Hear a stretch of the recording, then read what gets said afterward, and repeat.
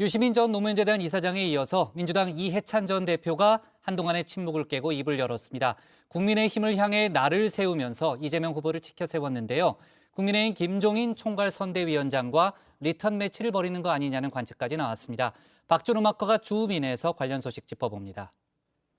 여의도 경험이 없는 영선 여야 대선 후보들의 대결. 양쪽 모두 연륜이 있는 올드보이가 필요한 상황이죠. 오늘 주민은 대선판을 움직이는 올드보이들의 소식을 다룰 텐데요. 초대 손님 한 분을 모시고 얘기 나눠볼까 합니다. 초대 손님도 또 다른 올드보이인데요. 여권 인사이긴 하지만 여야 모두에 거침없이 쓴소리를 내뱉는 분으로 유명합니다. 유인태 전 국회 사무총장 모셨습니다. 안녕하세요. 네, 유 전 사무총장이 오늘의 인물 두 분을 순차적으로 소개해 주실 텐데요. 먼저 첫 번째 인물 소개부터 들어볼까요? 아니 이미 지금 선대위 상임 고문 아니에요. 맞습니다. 네. 그리고 또 경선 때 이해찬 전 대표가 그 상당히 힘을 실어줬고 아마 이재명 후보하고 뭐 수시로 통화할 수 있는 사람 중에 하나인데. 네, 이해찬 전 아니, 민주당 대표입니다. 홍준표 의원은 상황이라고 부르는 분이기도 하지요. 그럼 이에 맞선 국민의힘의 올드보이는요? 그러니까 그 양반은 되게 이게 좀 망한 집에 가서는 상당히 그 카리스마 가지고 이제 좀 민주당도 그러니까 그때 뭐 안철수랑 뭐 이쪽 신당 만들어 나가고 민주당이 굉장히 어려울 때 그 비대위원장으로 와가지고 어쨌든 뭐 한석이라도 많게 했는데. 국민의힘 김종인 총괄선대위원장입니다. 유 전 사무총장이 망한 집에 가서 카리스마를 뽐내는 분이라고 이렇게 촌평을 해주셨는데요. 이렇게 두 분의 올드보이를 모시고 주민 출발해 보겠습니다. 우리 후보 혼자가 열심히 하시는데 다른 분들이 왜 후보 혼자만 뛰게 하느냐 그런 얘기들이 많아서 그게 아니고 그동안에는 이제 그러니까 비공개적으로 했던 일을 이제는 좀 나서서 좀 도와드리는 게 좋겠다. 이해찬 전 대표 자맹을 깨고 드디어 공개 행보에 시동을 걸었습니다. 이재명 후보가 선출된 이후 첫 언론 인터뷰인데요. 장막을 걷고 다시 얼굴을 드러낸 이유, 바로 이 한마디에 담겨 있는 것 같습니다. 보통 우리가 오합지졸이라는 표현을 많이 하지 않습니까? 이분들은 오합지졸이 아니고 오합지 왕들입니다. 오합지 왕. 저게 전부 다 왕 노릇을 하다 보니까 저게 산으로 갈지 바다로 갈지 또 어디를 갈지 잘 모르겠습니다. 국민의힘 선대위는 오합지 왕들을 모아놨던 견제구입니다. 선거는 후보 중심으로 치러야 하는데 김종인, 김병준, 이준석 등 주변 인물들이 너무 스포트라이트를 분산시키고 있다는 지적이죠. 근래 민주당이 주장하는 윤석열이 보이지 않는다. 이 공격의 연장선상입니다. 대선은 후보가 중심이 돼야지 그런 지원하는 사람들이 중심이 되는 선거는 반드시 나중에 문제가 발생한다고 봅니다. 반면 이재명 후보는 주변 인물 없이 혼자서도 빛나는 발광체라는 점을 강조했는데요. 유시민 전 노무현재단 이사장과 사전 교감을 거친 모양입니다. 발전도상인과 그리고 삼실의 무게를 실었습니다. 한 것처럼 발전도상인이라는 말이 정말 적절한 표현인데요. 발전도상인. 예, 많이 발전했고 그런 점에서 본다면 실력이 있고 또 경기도정을 이끈 실적이 있고 실천할 줄 아는 그런 삼실이라고 누가 표현을 했던데 그것도 적절한 표현이라는 생각이 들 정도로 이 전 대표가 오랜만에 후방 지원에 나섰다면 김종인 총괄선대위원장은 이미 키를 잡고 전면에서 선대위를 지휘 중입니다. 주요 아젠다를 선점을 하면서 전략가로서의 면모를 드러내고 있는데요. 이제 코로나 이 사태가 대통령 선거 자체를 갖다가 그냥 삼켜버릴 수도 있는 그런 상황이 도래올지도 모르기 때문에 우리가 이 코로나 사태를 국민에게 어떻게 소위 설명을 하고 인식할 수 있는가 하는 데한 방안을 스스로 좀 도출하는 것이 시급한 과제가 아니겠느냐 이렇게 생각합니다.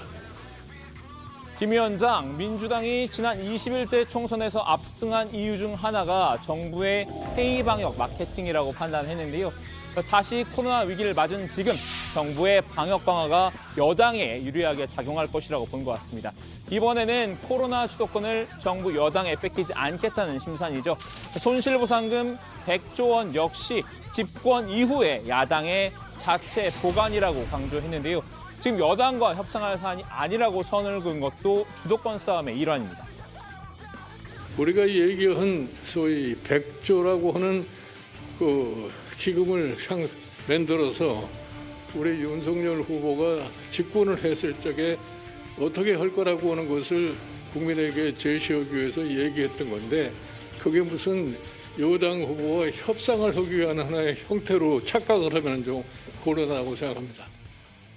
이제 준비 운동을 마친 이 전 대표가 제대로 속도를 내기 시작한다면 두 백전 노장의 리턴 매치가 펼쳐질 가능성도 있을 텐데요. 여기서 잠깐 회를 거듭할수록 발전한 코너죠. 박마코의 슬기로운 과거 탐구 생활 시작하겠습니다. 두 올드보이 사이에는 33년에 걸친 승부의 역사가 있습니다. 두 사람이 일합을 겨룬 첫 판은 1988년 제13대 총선이었습니다.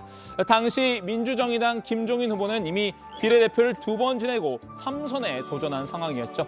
반면 평화민주당 이해찬 후보는 36세의 정치 신예였는데요. 결과는 5천여 표 차이로 이해찬 후보의 승리였습니다.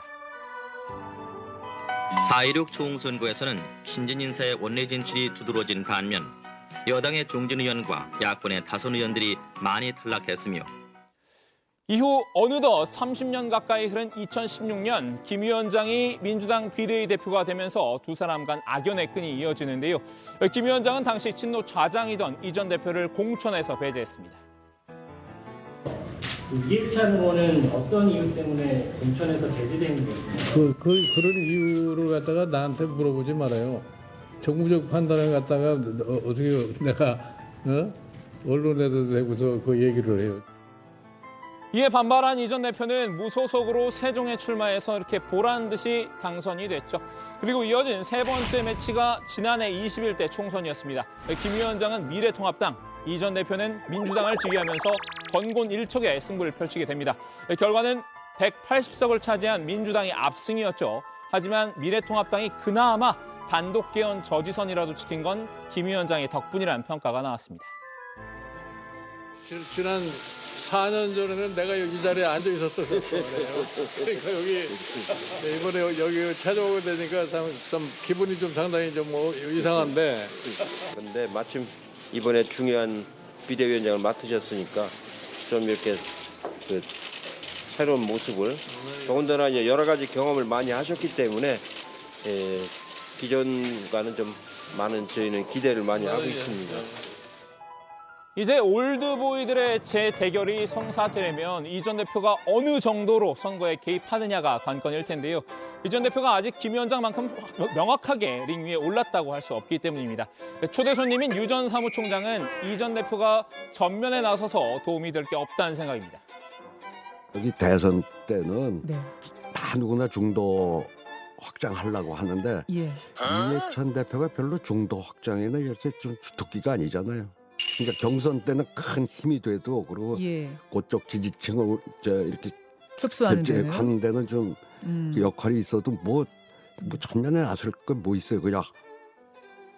이 전 대표가 집도끼를 잡는 데는 역할을 하겠지만 중도 표심을 잡는 데는 적합하지 않다라는 견해죠.